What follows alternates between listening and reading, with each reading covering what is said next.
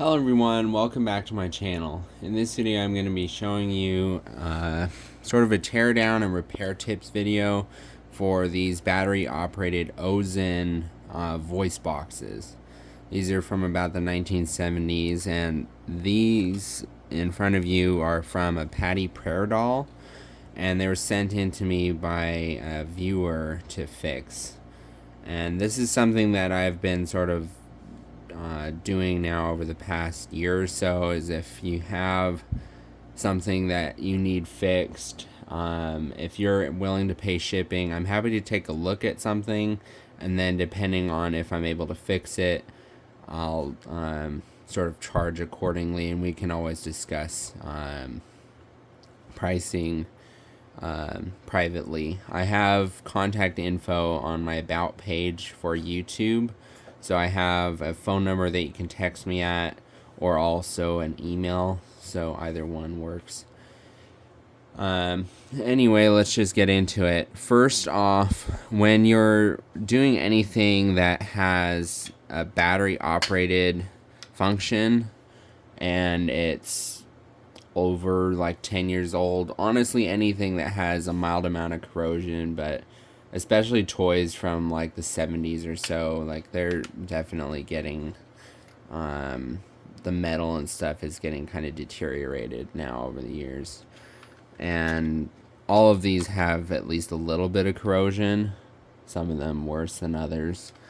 You can obviously try a sort of different methods to clean the corrosion off, so like with baking soda, and sometimes there's like deoxit stuff, but what I've found works the best, or is at least the least messy, is grab yourself a little bit of aluminum foil.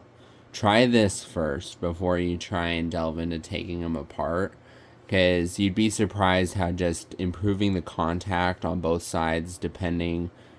For these, the positive end seemed fine, so I don't really think it needed to. But just getting a little bit of aluminum foil and just sort of putting it there at the end of the voice box and then putting in the battery, this will help to ensure that you have proper contact on that negative side and there's no corrosion. Or, I mean, the corrosion's still there, but the aluminum foil just helps to give it a wider area of contact, so it's not just getting kind of a bad connection there.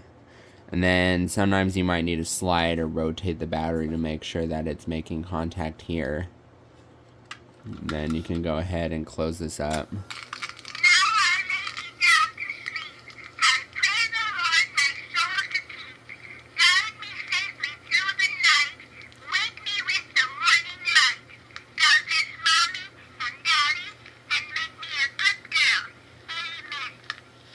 All three of these boxes, when they came to me, were not in functioning condition, and so that was the main trick I tried at first, was just doing the aluminum foil. However, that did not actually fix it. There's a couple different things that I did after that. Number one is rubbing alcohol in a syringe. So I just have some of this, which basically is electric contact cleaner. If you have a purer form of rubbing alcohol too, it should be fine. But the reason why that's really good is because rubbing alcohol will evaporate quickly, and it can help to wash out a lot of gunk and corrosion and things. So squirting that with a syringe into the motors helps to loosen up a lot of the rust and stuff that might have been building over the years. I'm going to go ahead and take apart one of these just so you can see. And number one, you also want to make sure you remove the little button piece, because that'll interfere with taking it apart. And there is 2 screws that you have to remove. This one here is not actually necessary, but these 2 here are.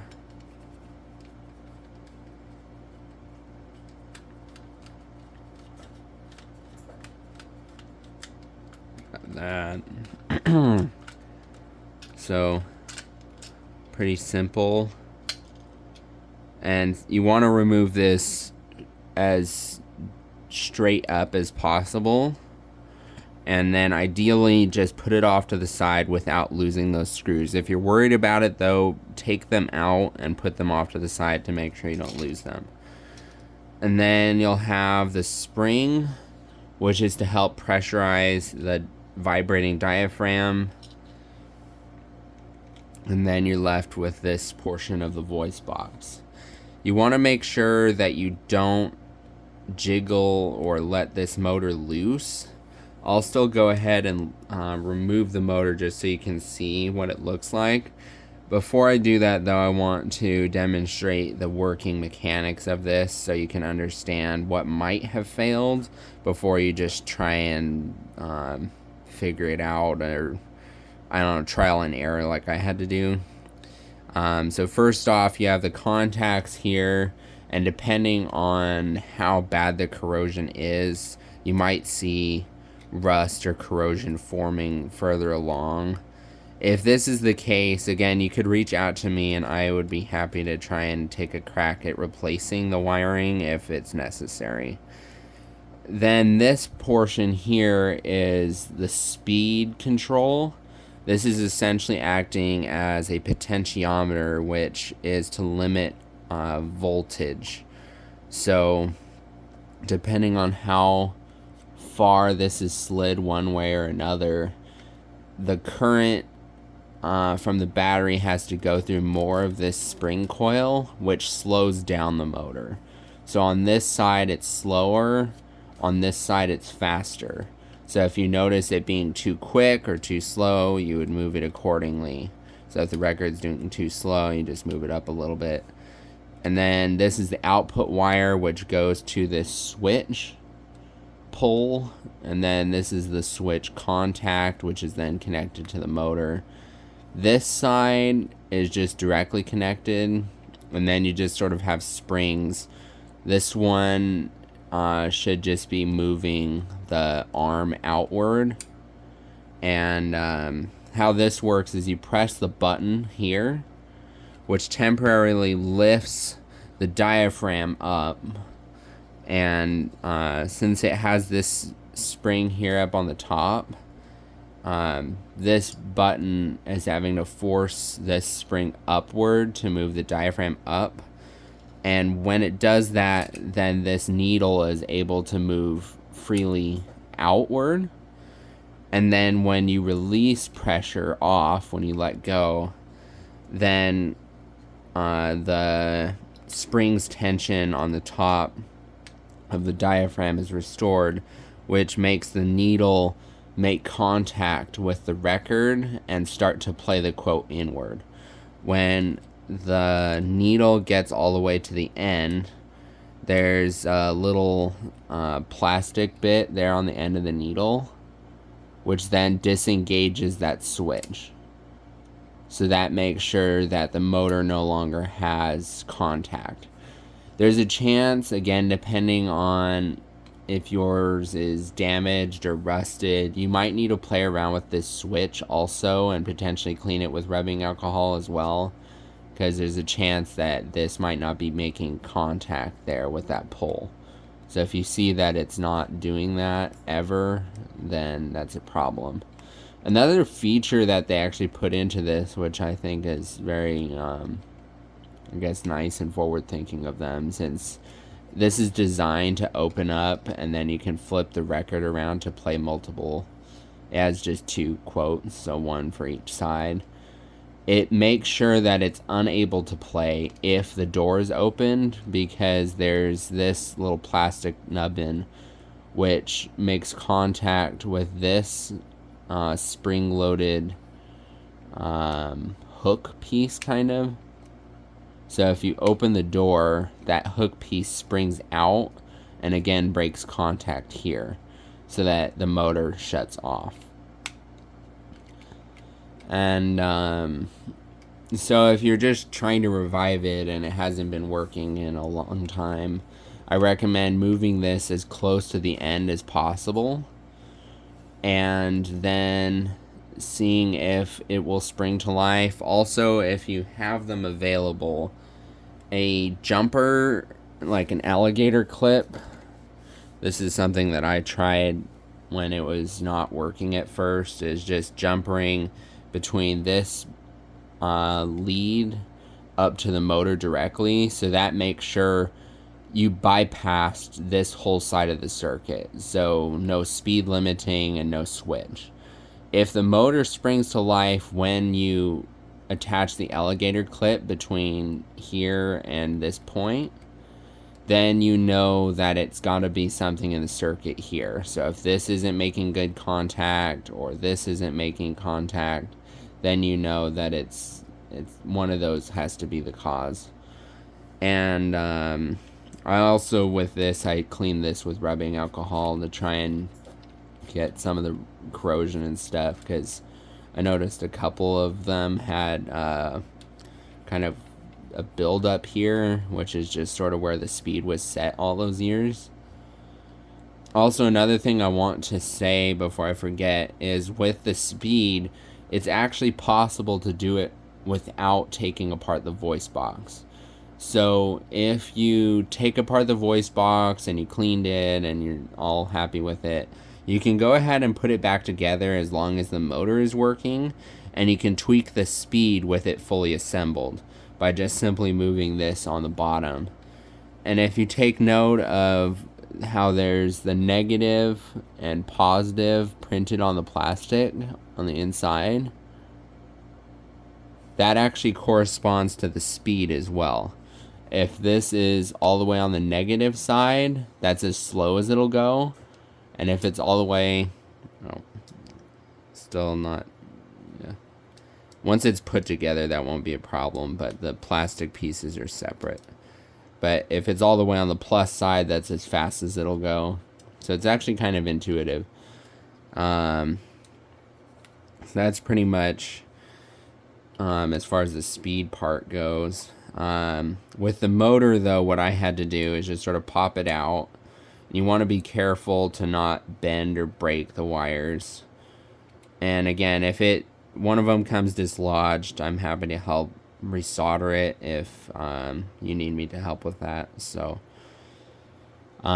this one now is spinning very nicely, but when I first received them, this was kind of stuck and really didn't feel like it wanted to move. So by squirting in rubbing alcohol into those black holes on the sides, that helps to clean out some of the rust and corrosion that's built up, because unfortunately the rotor that's in the middle of the motor, it usually that's just kind of common with the magnets and stuff that they have, that it'll build up rust and won't want to move again if it's been sitting for too long. And I mean, they've just been years and years. Who knows if they've been stored in the sun, all these kind of things. So just putting rubbing alcohol and giving it a little spin, just sort of working it without a battery connected or anything. Then after you do that and it feels like it's more free spinning, then you can try and put in a battery and see if it comes to life. And again, try that jumper method. Once you have finished that and you're satisfied with your motor revival, then it comes to rethreading the rubber band. What I recommend doing is just peeling the rubber band off and having the motor out, then trying to feed the rubber band down, sort of pinch it into that hole, and then feed the motor back through with the rubber band trapped behind it. You also want to make sure you align the motor with that little hole it's supposed to go into that goes there on the bottom. And once you have that trapped, the rubber band, then you want to make sure you pin the motor with your finger so it's not going to let that rubber band loose, and then feed it around the disc, and it should sort itself out.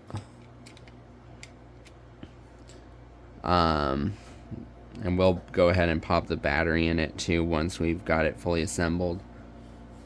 And then you just go ahead and put on the diaphragm and the little spring, and then just try and drop this into place. I'm not really sure why they actually put that screw there, because it doesn't, oh, not following my own directions, but simply that the screw doesn't seem to do anything.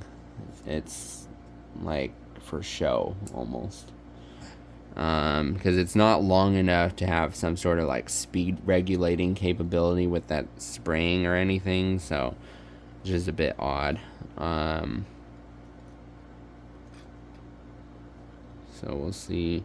You never want to force it down, so there's a chance you might need to play around with the wires and stuff. Just make sure everything's sitting.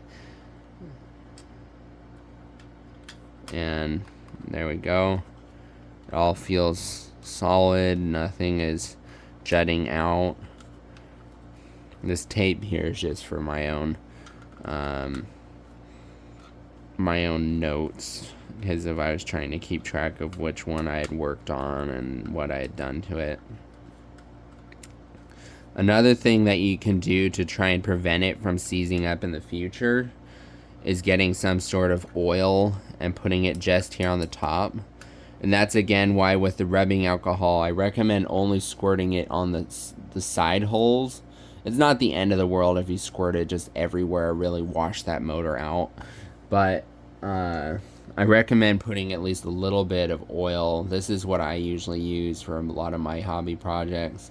Try and avoid getting oil on the plastic and the record and the rubber band, because it'll shorten the lifespan of the rubber, especially on the rubber band. But as long as you just get it mainly just a couple little drops right there on the motor, everything should be fine. It'll help make sure that that motor stays functional for years to come, because that oil will help to prevent moisture from building up inside of the motor unit and just kind of keep it spinning fresh, and also make it a bit quieter. So we'll take our aluminum foil and battery out of that one. Just go ahead and put it into this one here.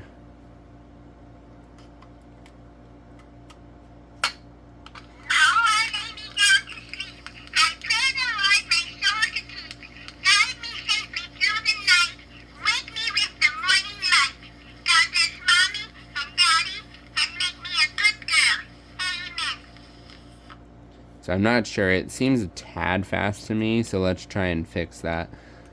Obviously this is all up to your personal preference at this point. So we'll move it down to the negative side a tiny bit and pop back in the battery, and we'll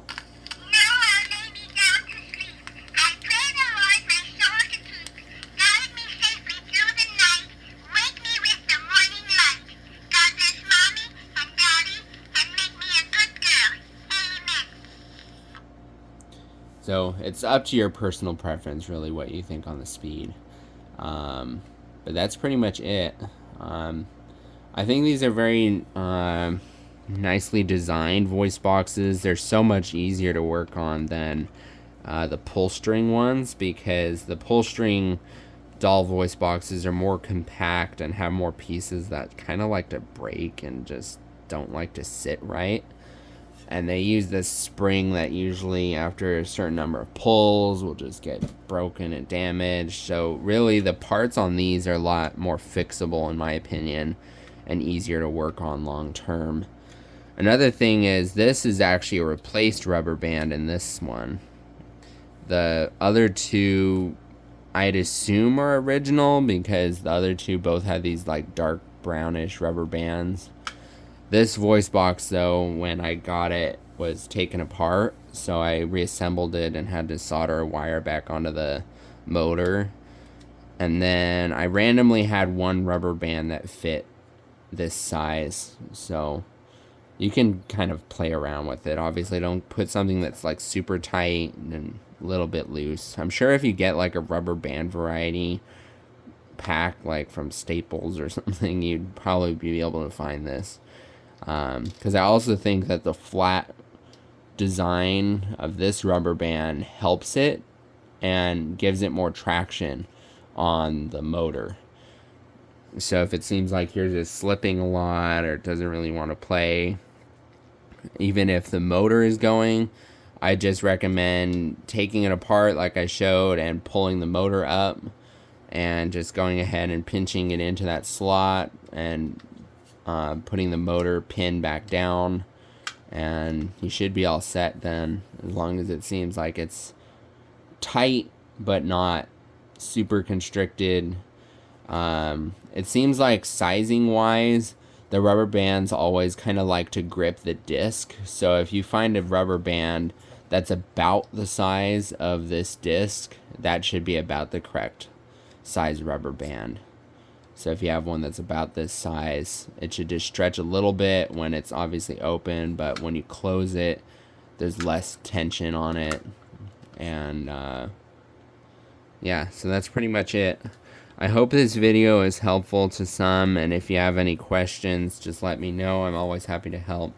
And like I said, I have my about info on YouTube that you can reach out to me via text or email. If you call, it goes to an auto answer machine, so I don't usually get those calls. So yeah. Anyway, I hope this video was helpful, and let me know if you have any questions. Thank you, and stay tuned for other videos on my channel.